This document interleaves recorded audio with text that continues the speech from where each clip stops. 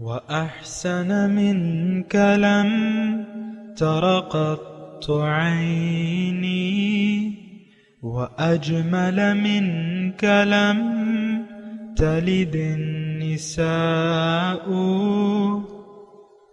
خلقت مبرأ من كل عيب خلقت مبرأ من كل عيب كأنك قد خلقت كما تشاء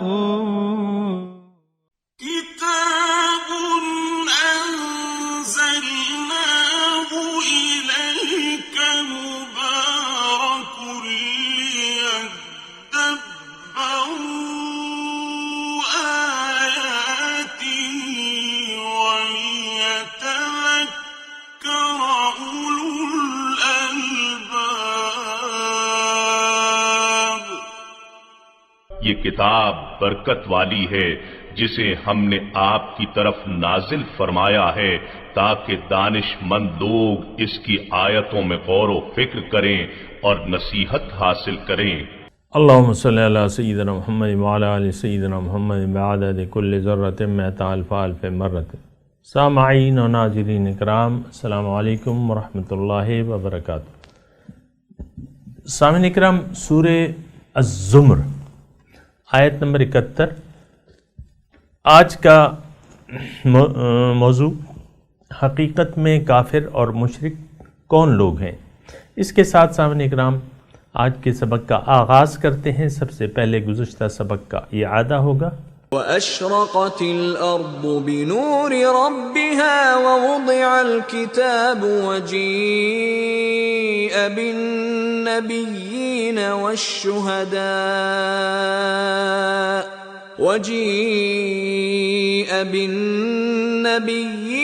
وَالشُّهَدَاءِ وَقُضِيَ بَيْنَهُم بِالْحَقِّ وَهُمْ لَا يُظْلَمُونَ.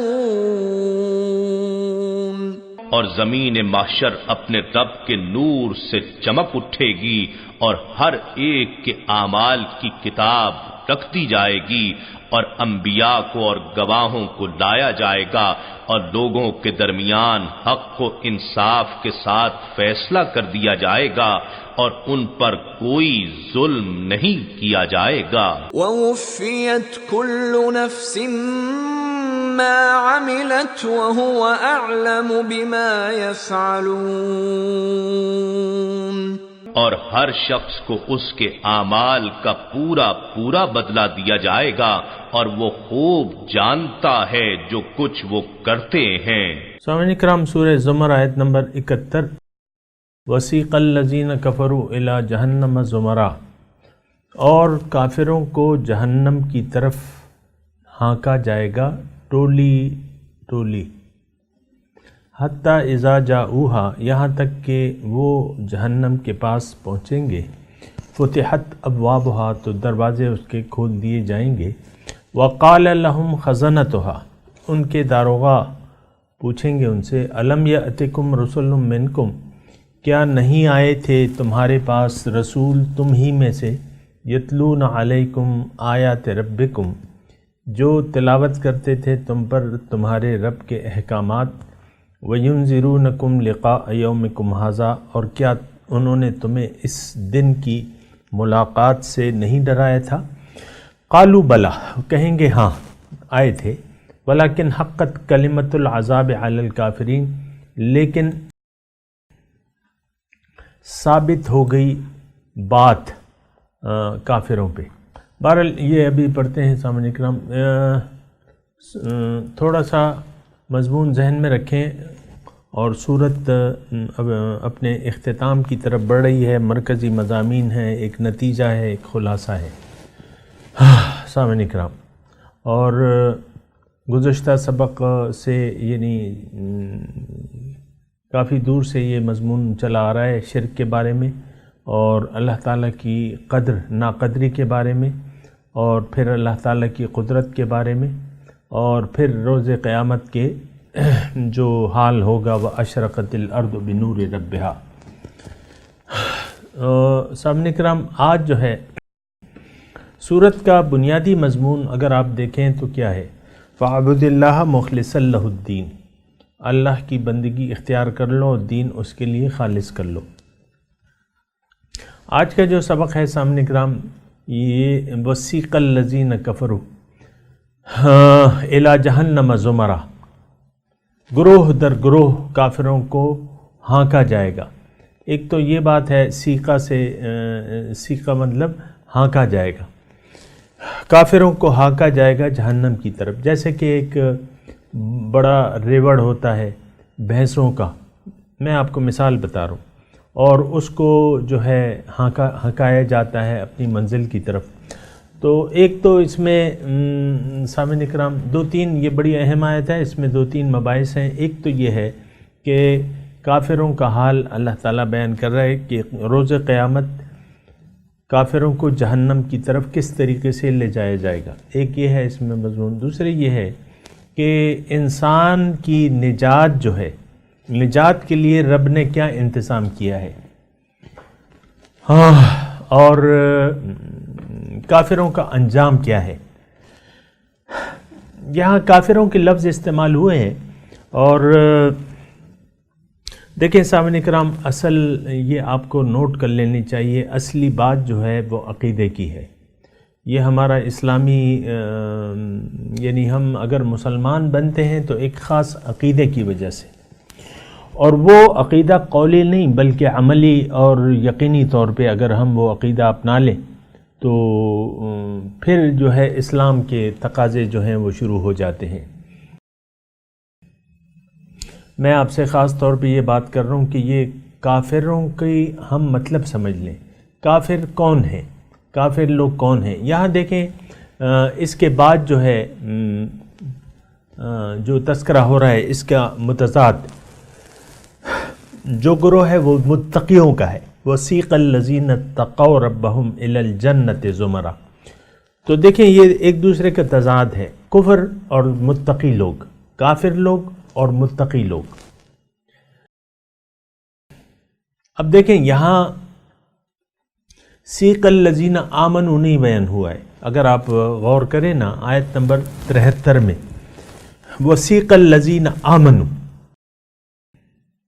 لیکن یہاں وہ روش کا تذکرہ ہو رہا ہے کہ جنت میں متقی لوگ جائیں گے۔ وسیق الذین، یہ میں اس لیے کہہ رہا ہوں سامعین کرام کہ بہت سے لوگ یہ مجھ پہ اعتراض کرتے ہیں کہ بھئی تم خواہ لوگوں کو جہنمی یا جنتی بنا رہے ہو، حالانکہ ایسی بات نہیں ہے۔ یعنی میں ان کے خیال میں مسلمانوں کو کافر قرار دے رہا ہوں یا منافق قرار دے رہا ہوں یا مشرک قرار دیتا ہوں۔ دیکھیں ایک بات حقیقی جو اصلی بات ہے وہ آپ کے ذہن نشین ہونا چاہیے کہ جو شخص بھی کلمہ پڑھتا ہے تو اللہ تعالیٰ اسے یعنی ذاہری شریعت کے حساب سے اس کو ہم نہ کفر کا فتویٰ لگا سکتے ہیں، نہ شرک مشرک کا اور نہ منافق کا۔ یہ بات ذرا نوٹ کر لیں۔ وَلَا تَقُولُوا لِمَنْ أَلْقَى إِلَيْكُمُ السَّلَمَ لَسْتَ مُؤْمِنًا، قرآن میں یہ دوسری جگہ آیا ہے کہ تم جو تمہیں سلام کرے، اب سلام تو مسلمانوں کا طریقہ ہے، تو جو بھی تمہیں سلام کرے تو اس کو تم یہ نہ کہنا کہ تم مومن نہیں ہو۔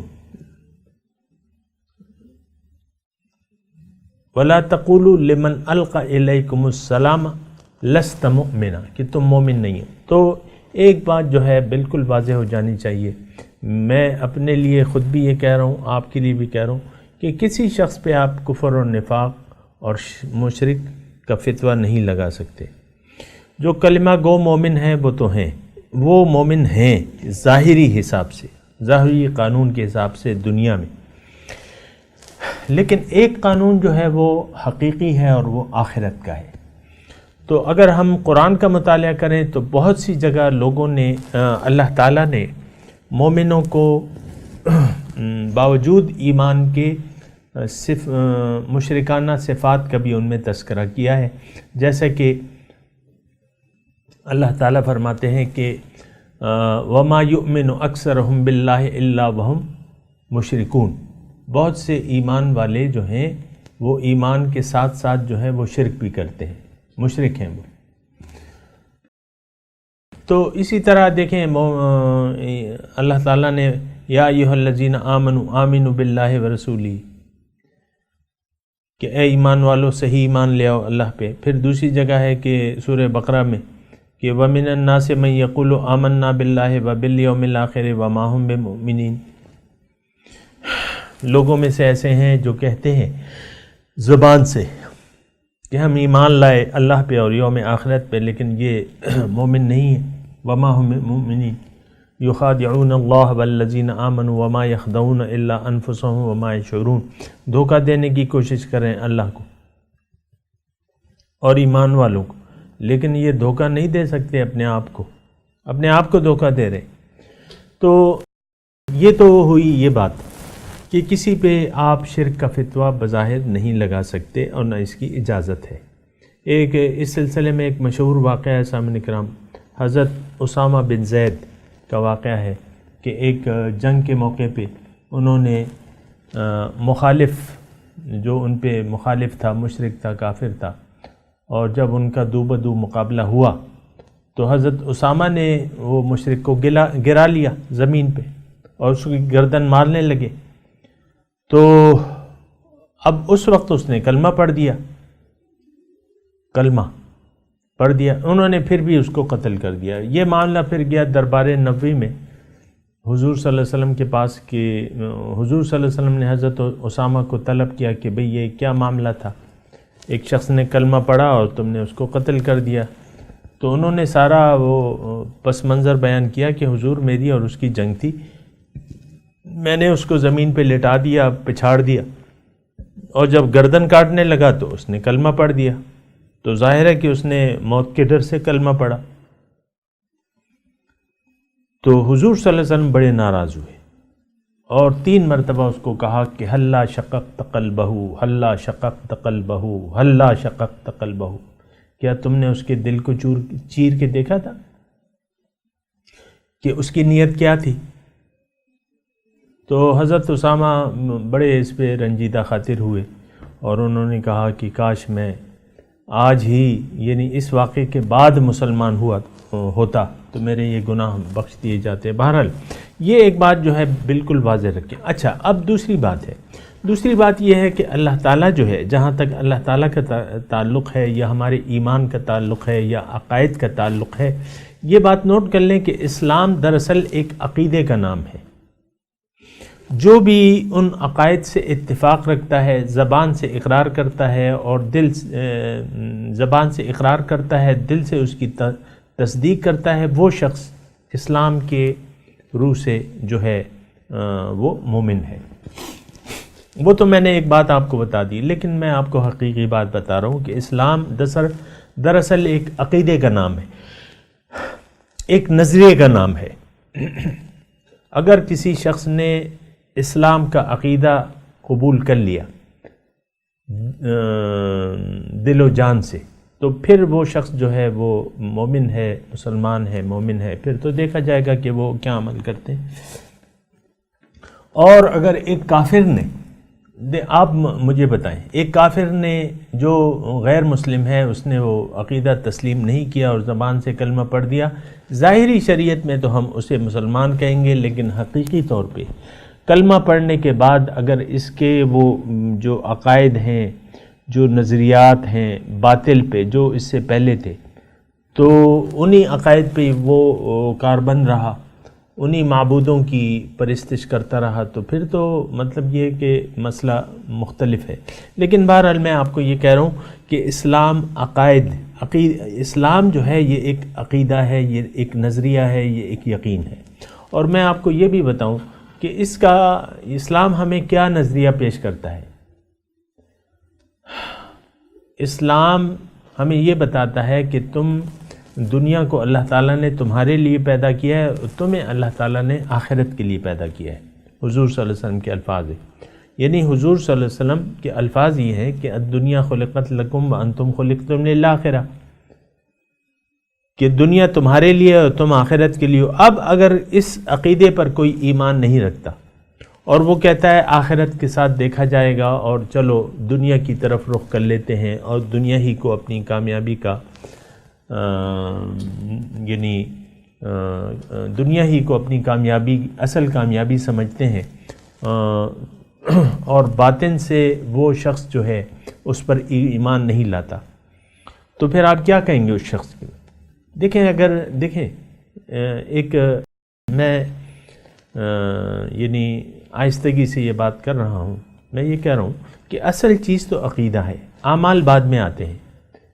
یعنی قرآن میں آپ دیکھیں کہ الا الذین آمنوا وعملوا الصالحات، پہلے ایمان کا تذکرہ ہے۔ ایمان کہتے ہیں یقین کو۔ اب یقین کس بات پہ؟ ایمان باللہ کہا جاتا ہے، بے شک ایمان باللہ، لیس البر ان تولوا وجوہکم قبل المشرق والمغرب ولکن البر من آمن باللہ، لیکن یہ نہیں کہ تم اپنا رخ جو ہے مشرق یا مغرب کی طرف کر لو۔ اللہ تعالیٰ فرما رہا ہے اصل نیکی یہ ہے کہ تم اللہ پہ ایمان لے آؤ۔ یعنی اصل نیکی کیا ہے؟ اصل نیکی یہ ہے، اللہ تعالیٰ فرما رہا ہے کہ تم اللہ پر ایمان لے آؤ۔ یہ اللہ تعالیٰ پر ایمان جو ہے، آمن تو باللہ جیسے آپ کہتے ہیں نا، ایمان مفصل اور ایمان مجمل میں، تو اصل چیز جو ہے ایمان باللہ ہے۔ اب ایمان باللہ کا کیا مطلب ہے؟ ایمان باللہ کا یہ مطلب نہیں ہے کہ آپ اللہ تعالیٰ کو خالق السماوات والارض مان لیں، جیسے کہ یہ تو مشرکین کا بھی عقیدہ تھا، وَلَئِن سَأَلْتَ مَنْ خَلَقَ السَّمَاوَاتِ وَالْأَرْضَ لَيَقُولُنَّ اللَّهُ۔ اسی طرح آپ اللہ تعالیٰ کو رازق مان لیں، یہ ایمان باللہ نہیں ہے۔ اصل میں ایمان باللہ ہے کیا چیز؟ دیکھیں ہمارے لیے ایمان باللہ یہ ہے کہ ہم اللہ تعالیٰ کو الہ واحد تسلیم کر لیں، یہ اصل ایمان ہے کہ اللہ کے سوا کوئی معبود نہیں ہے۔ جیسے کہ ہمارے اسلام کی جو بنیاد ہے، یا جو کفر سے ایمان قبول کرتا ہے، تو اس شخص کو یہ یقین کرنا ہوگا اور یہ تسلیم کرنا ہوگا اپنے زبان اور عمل سے کہ لا الہ الا اللہ محمد الرسول اللہ، یہ کلمہ طیبہ ہے، یہ ایمان باللہ ہے کہ اللہ میرا الہ واحد ہے۔ اب الہ واحد اگر ہم اس کی دیکھیں یعنی ہر بات کی ایک تشریح ہوتی ہے اور ایک مطلب ہوتا ہے۔ اللہ الہ واحد ہے، الہ کا مطلب معبود، اور معبود ہو نہیں سکتا جب تک وہ آپ کا مقصود نہ ہو۔ حضرت علی فرماتے ہیں، مشہور مقولہ ہے ان کا کہ مقصود کا معبود کا، تمہارا مقصود ہی تمہارا معبود ہے۔ یعنی دیکھیں تھوڑا سا سوچ بچار کی بات ہے، ورنہ یہ تو تعصب کی اس میں بات کا کوئی دخل ہی نہیں ہے کہ میں متعصب ہو جاؤں یا آپ تعصب سے کام لیں۔ دیکھیں اصل الہ کیا ہے کہ معبود کیا ہے کہ جس کی معبود کون ہے؟ جس کی بلا چون و چرا آپ کہنا مانے، اطاعت کرے، یعنی جس کا کہنا مانا جائے بلا چون و چرا، وہ آپ کا معبود ہے۔ یہ ایک بات جو ہے قرآن کی روح سے یہ بات ثابت ہوتی ہے، نص قطعی سے، کہ آپ جس کی بھی بات مانیں گے بلا چون و چرا، وہ آپ کا معبود ٹھہرے گا۔ یا اگر مزید میں اس کی تھوڑی سی تفصیل کروں کہ جس کی آپ نے اللہ کے حکم کے مخالف یا اللہ تعالیٰ کے احکامات کے خلاف اگر کسی کی بات آپ نے مان لی تو وہ ہستی آپ کا معبود ہو گئی۔ یعنی کیا مطلب؟ اس کا مطلب یہ ہے کہ حکم تو اللہ کا ہے، ان الحکم الا للہ، حاکمیت، حاکم ایک ہے، بادشاہ ایک ہے اور حاکم ایک ہے۔ اب حاکم کا بات مانی جائے گی، الا لہ الخلق والامر، مخلوق اس کی ہے تو حکم بھی اس کا چلے گا۔ اب دیکھیں اللہ تعالیٰ ابھی بھی ان آیات میں یہ آ رہا ہے کہ بھئی کیا رسول تمہیں رب کے احکامات لے کے نہیں آئے تھے؟ نہیں بتایا تھا انہوں نے؟ تو خیر یہ معبود جو ہے، معبود آپ کو یہ جاننا چاہیے، معبود جو ہے وہ اللہ تعالیٰ کی ایک صفت ہے کہ اللہ تعالیٰ معبود واحد ہے، وہ اللہ۔ اب جب اسماء الہی آپ شروع کرتے ہیں نا تو آپ کہتے ہیں کہ هو اللہ الذی لا الہ الا ہو، پھر آگے جو ہے، یعنی انسان کے لیے اولین جو صفت ماننی ہے اور جو ضروری ہے وہ اللہ تعالیٰ کی صفت الوہیت ہے، کہ اللہ تعالیٰ الہ واحد ہے، لا الہ الا اللہ۔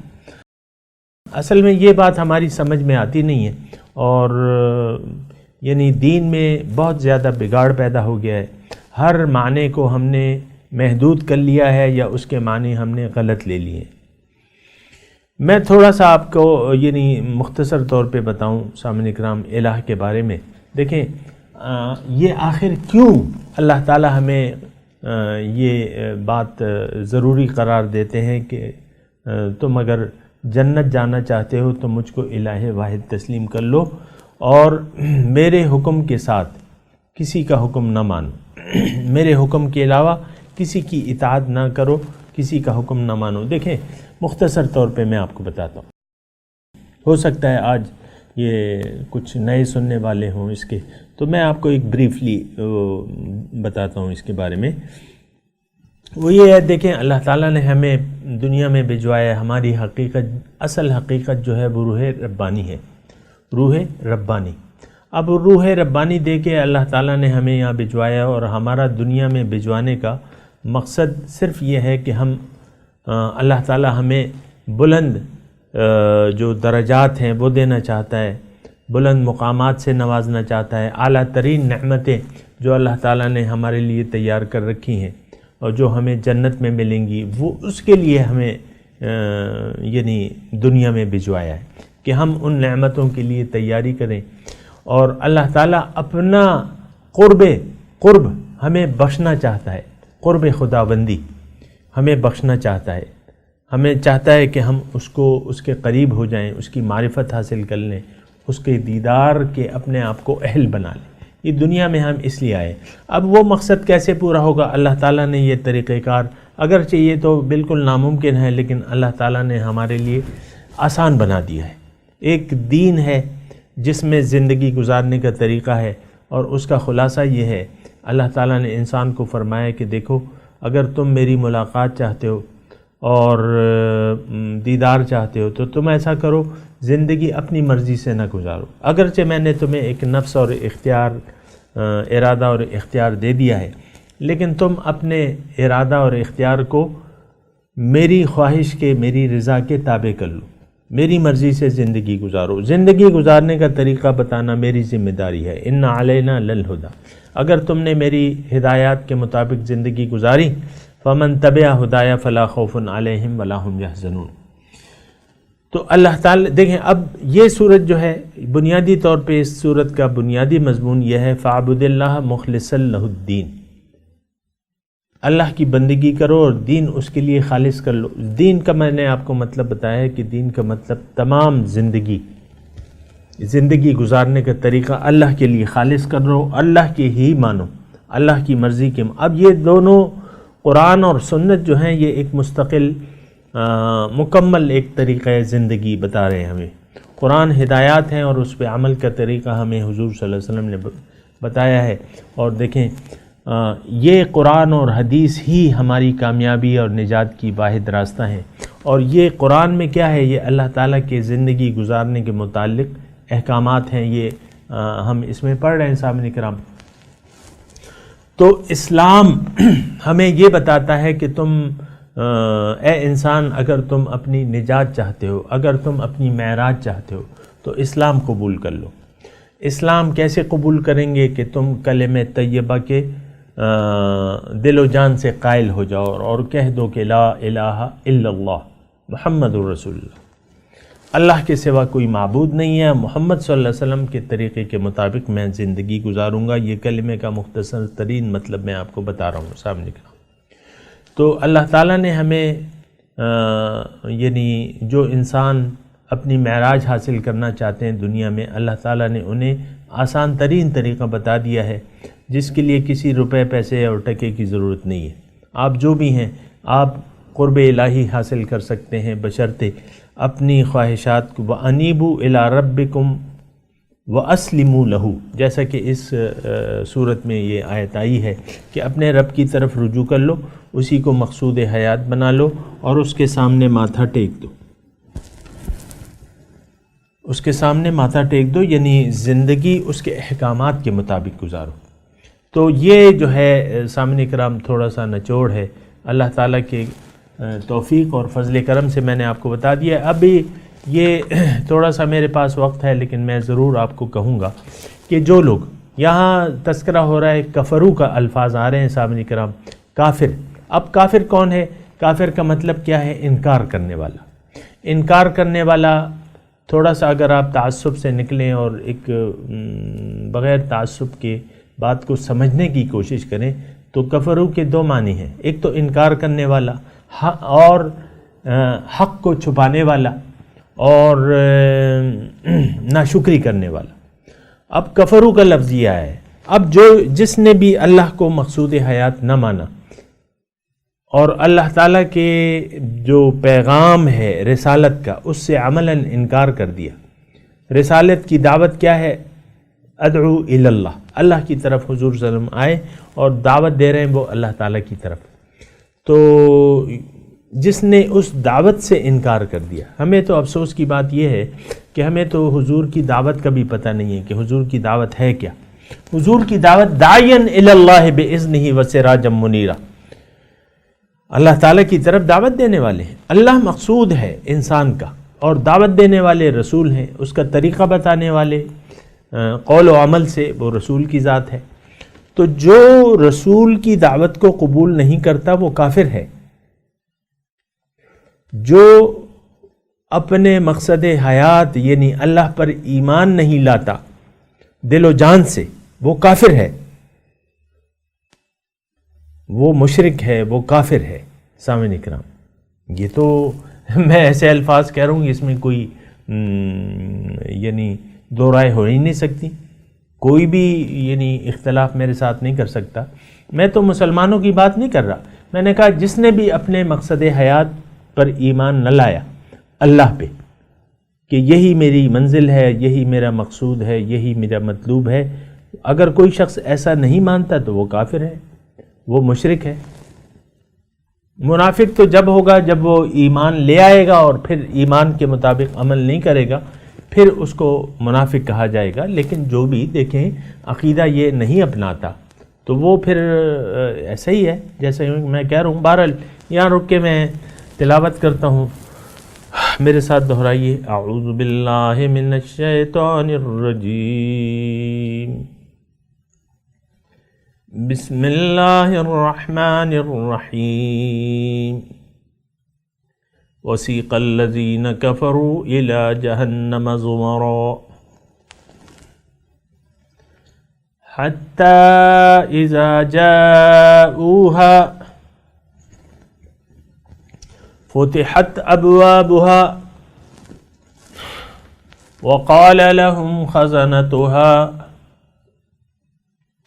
الم یأتکم رسل منکم یتلون علیکم آیات ربکم وینذرونکم لقاء یومکم ھذا قالوا بلى ولكن حقت کلمۃ العذاب علی الکافرین. اس کے ساتھ سامعین کرام آج کے سبق کی تلاوت اور ترجمہ سنتے ہیں.